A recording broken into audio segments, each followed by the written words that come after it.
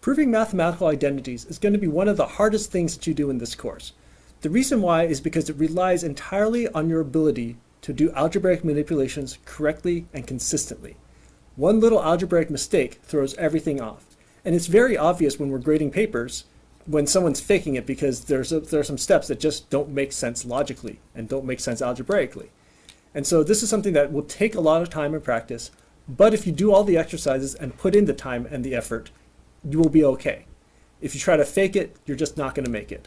So this is one where I really want to emphasize the value of doing the exercises slowly and carefully, and being honest with yourself when you're trying to fake it, because it's very clear from the grading side when you are. Okay, so proving an identity. What does that really mean? You're going to have some sort of equation where you're going to have the left-hand side is equal to the right-hand side. And the basic approach to proving an identity is to start from one side and go to the other. So you can start from the left-hand side, do algebraic manipulations to this to make your way to the right-hand side, or you start from the right-hand side and work your way to left. Now, the basic heuristic for this is typically that you start with the more complicated side and try to make it simpler, because the more complicated side gives you more hints as to what sorts of manipulations you might need to make. I will say that there is another method here where you sort of meet in the middle, but for this level of work, this isn't one that's likely to come up, so you should sort of think of going from one side to the other. Now, some of you may have learned how to do this incorrectly in previous classes. Some teachers teach this where you start with both sides of the equation and you manipulate both sides of the equation, try to get it down to an equation that looks like 0 equals 0 or x equals x or something like that. That turns out to be mathematically incorrect. And if you learned it this way, unfortunately, you're going to have to unlearn it, because it's not the way to do these problems. The way to prove an identity is to start from one side and work to the other, whether it's the left-hand side working to the right-hand side, or working from the right-hand side and trying to get to the left-hand side. Here's an example of proving a trigonometric identity. Prove that 1 plus cotangent alpha over cosecant alpha is equal to sine alpha plus cosine alpha. Now remember, the way that we're going to do this is we're going to start from one side and work our way to the other. And typically we start with the more complicated side. In this case, it's pretty clear that the left-hand side is the more complicated of the two. And so let's start with that. 1 plus cotangent alpha over cosecant alpha.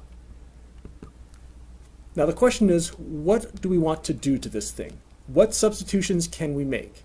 Now we can't do any trigonometric, any Pythagorean identities here, because none of these are squared. So right now there's no reason to think about those things. And so it makes the most sense to take our cotangent and our cosecant and turn them into sine and cosine functions, because in the end, that's what we're looking for. And even if those weren't the things that we're looking for in the end, those will often give us hints as to how things are related to each other, and then we can work our way to whatever result we're trying to get to. So in this case, we'll just start from here. 1 plus cotangent alpha. Cotangent alpha is cosine alpha over sine of alpha. All of this over cosecant alpha. Cosecant is 1 over sine of alpha. Okay, now we take stock again. What do we have? We've got some messy stuff going on in the numerator here. If we want to add them together, we're going to have to find a common denominator. But the more pressing concern is that we have a fraction inside of a fraction. And so typically, we try to eliminate the fractions, or at least simplify the fractions, by multiplying by the reciprocal of the denominator. So this is equal to 1 plus cosine alpha over sine alpha times the reciprocal of the denominator, sine of alpha over 1. I could have just written sine of alpha here because sine of alpha over 1 is just sine of alpha, but I'm writing this whole thing in for emphasis. And here is where your algebra experience needs to take over. What we have here is we have parentheses multiplied by something. That tells us we need to do a distributive property. So sine of alpha plus cosine alpha over sine alpha times sine of alpha. Now hopefully you can see what's about to happen here. The sine alphas cancel out. We're going to sine alpha plus cosine alpha. And we can see that we successfully made it to the right-hand side of the equation. And so this is the process for how you would try to prove a trigonometric identity. You start from the more complicated side, try to work your way to the simpler side, and the steps in here are all just substitutions in algebra, and it's just a matter of proper execution. Here's another example. Prove that cosine squared theta over 1 plus sine theta is equal to 1 minus sine of theta. Now again, starting from one side, working our way to the other, and typically starting from complicated, working to simple. This is the more complicated piece. So we'll start here. Cosine squared theta over 1 plus sine of theta. Now in this case, you can see we already have everything reduced to sines and cosines. So that's not the step that we need to take here. Trying to figure out what to do with this is one that takes experience, and one of the things that you will learn is that when you see cosine squared or sine squared, or in fact any of the trig functions squared, it's a callback potentially to the Pythagorean identities.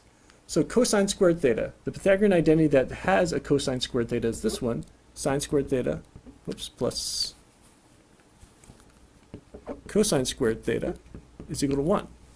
And so if we rearrange this by subtracting sine squared from both sides, you get cosine squared theta is equal to 1 minus sine squared theta.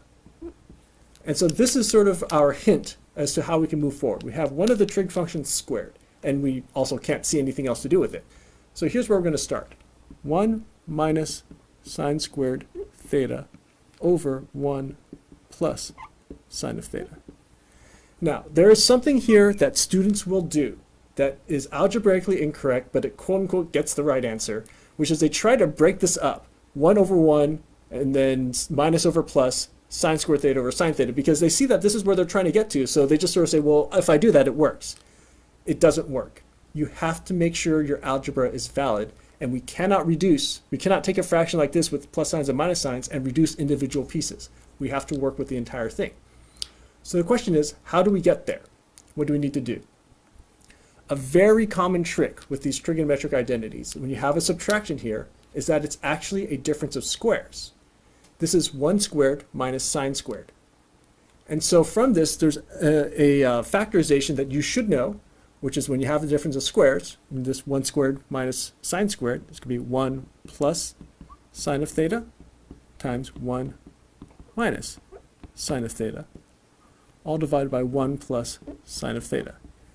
And now you can see that the 1 plus sine theta cancels the 1 plus sine theta here.